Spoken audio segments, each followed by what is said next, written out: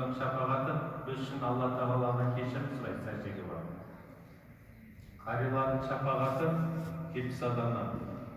Сол өз жақсы көрген Алла тақуа құлдарына не болады? Кешірім іздеп Алладан жәннатқа кіруіне оларда себепкер болады. Ғалымдар шапағатшы болады. Сол үшін Құранды көбірек оқуымыз керек, оны әрине түсінуіміз керек, түсінуге тырысуымыз керек, талпынуымыз керек. Әрине тек қана оқуға жеткіліксіз. Ең бастысы оны амалға асыруымыз керек.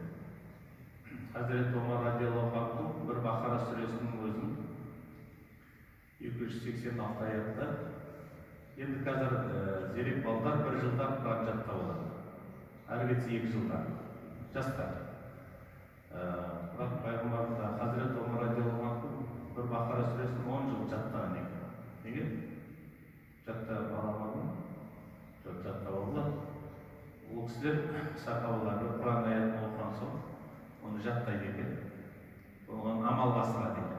Толықтай. Одан кейін барып келесі аят көрді. Осылай жаттаған. Сол үшін әрине пайғамбарымыз саллаллаху алейхи ва саллямның айтқан бір хадисі бар. Құран қияметке жақын мынау кеңірдектен төмен түспейді дейді. Көрдіңіз ба? Мүмкін осы ғасырымызда да айтқан болуы мүмкін. Осыған да келіп тұр. Көп адам Құранды оқиды, біледі, бірақ амалға асырмайды. Кеңірдектен түспеген соң ол жүрекке адамға әсер етпейді. Сол үшін әрине Құранды тек қана оқушы, әдемі оқушы ол жеткіліксіз мәселе. Компьютерде тұр ғой Құрандар.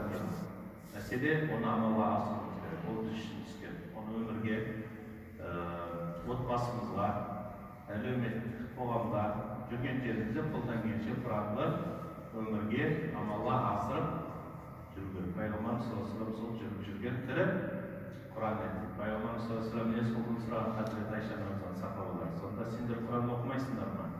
Пайғамбарымыз саллаллаху алейхи ва саллямның мінез құлқы Құран еді. Яғни жүріп жүрген Құран Пайғамбарымыз саллаллаху алейхи ва саллям. Сол пайғамбарымыздың іс-әрекетін көріп сахабалар Құранды түсінді. Сол үшін де енді қазіргі кезде кейбір мұсылмандарға айтып жатқан сынның да бір жағынан шындығы бар. Неге? Өйткені біз мұсылманбыз, анау уағызда, әңгіме жақсы айтамыз, бірақ біздің өмірімізде, қоғамда, базарда бір жерде істесек, әріптестермен, әртүрлі мекемелерде біздің өмірімізде іс-әрекетімізден олар исламды, Құранды көрмеген соң амалға асырғанымыз. Яғни амалымыз болмаған соң олар айтады, қоя салыңдаршы, мұсылмандар дейді. Өтірік айтпа деген уағыз айтатынша бір-бірімізге, бірақ өтірік айта саламыз, аманатқа қиянат жасау. Сол қоғамымыздың өмірімізде исламды көрмеген соң да бір жағынан айтып жүр сынақ. Осы мұсылмандар, намазхандар, қойыңдаршы деген сияқты. Сахабалар Үндістанға барған. Ғалымдар айтады, Үндістанға бірақ олар исламды тарқату үшін бармаған. Негізгі мақсаттар әрине олар исламды тарқатады. Олар Үндістанға сауда жасау үшін барған екен. Бизнес. Сол сауда жасап жүрген кезде олардың іс-әрекетінен көріп, жаңа Құранды амалға асырып жүр. Олардың мұсылманшылығын көріп, адамгершілігін көріп, исламды қабылдай берген.